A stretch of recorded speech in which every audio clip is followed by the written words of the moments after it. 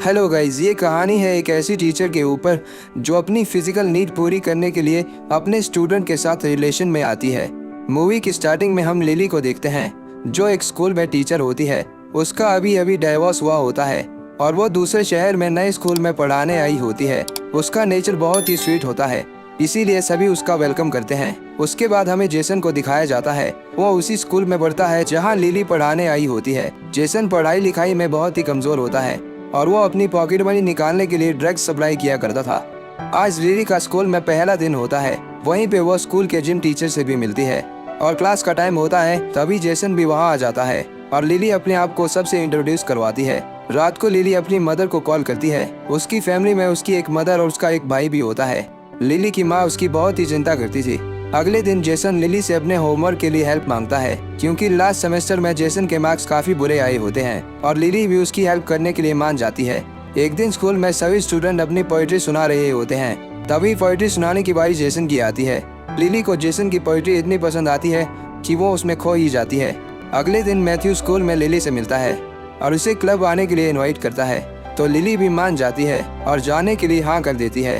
और स्कूल खत्म होने के बाद रोज लिली जेसन को आधे घंटे पढ़ाया करती थी, इसीलिए वो अब आपस में घुल मिलने लग गए थे और अब वो एक दूसरे से ऐसे बात करते थे जैसे वो दोस्त हो। और लिली भी जेसन को काफी पसंद करने लगी थी। रात को लिली मैथ्यू के साथ क्लब में जाती है और वो दोनों खूब एंजॉय करते हैं और इसी क्लब में जेसन भी ये सब देख रहा होता है और वो जेलस फील करने लगता है। लिली ज्यादा ड्रिंक कर लेती है और इसीलिए मैथ्यू उसे कार में घर भेज देता है।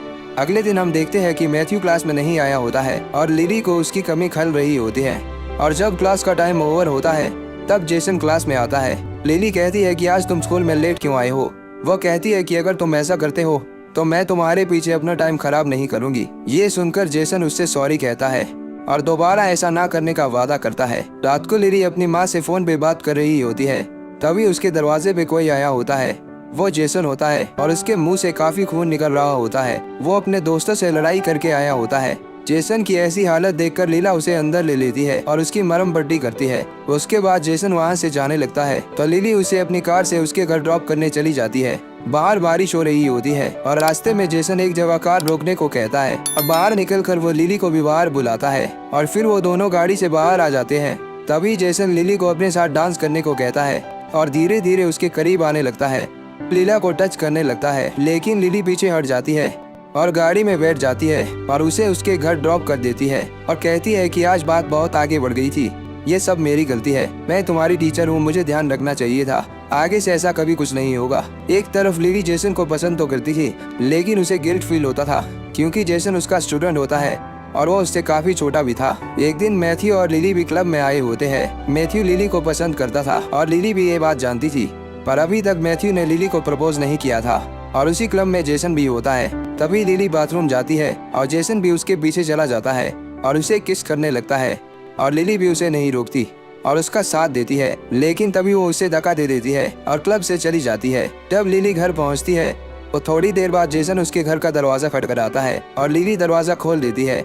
यहाँ भी लिली जेसन को समझाती है कि हमें ये सब रोकना होगा, ये गलत है। लेकिन जेसन धीरे धीरे लिली के पास आता है और उसे सेड्यूस करने लगता है और अब लिली भी खुद को नहीं रोक पाती और उसका साथ देने लगती है। उसके बाद वो लोग इंटीमेट हो जाते हैं। अगली सुबह लिली जेसन को कहती है कि रात को हमारे बीच जो कुछ भी हुआ उसके बारे में तुम किसी को नहीं बताओगे और अब दोबारा ऐसा नहीं होगा। जेसन कहता है कि ठीक है। और अब क्लास के बाद जब लिली जेसन को पढ़ा रही होती थी तो जेसन उसे रोज सेड्यूस करने की कोशिश करता था। उसे लव और लस्ट के बीच का फर्क नहीं पता था। और अब जेसन और लिली रिलेशन में होते हैं और वो दोनों काफी खुश होते हैं। एक दिन जब लिली स्कूल में अपना काम कर रही होती है तभी मैथ्यू वहाँ आता है और लिली का रेप कर देता है क्योंकि उसे वो नहीं जेसन पसंद होता है। रात को जब मैथ्यू लिली के घर आता है तो वो रो रही होती है।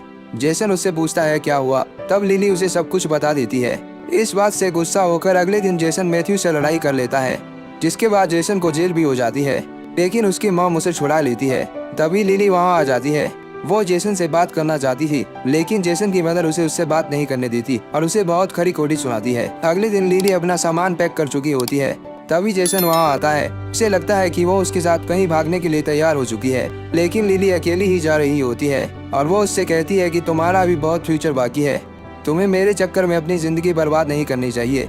जेसन उसे बहुत मनाने की कोशिश करता है, और कहता है कि मैं तुम्हारे बिना नहीं जी सकता, लेकिन वो उसकी एक नहीं सुनती और शहर छोड़कर चली जाती है। और यहीं पे ये मूवी खत्म हो जाती है।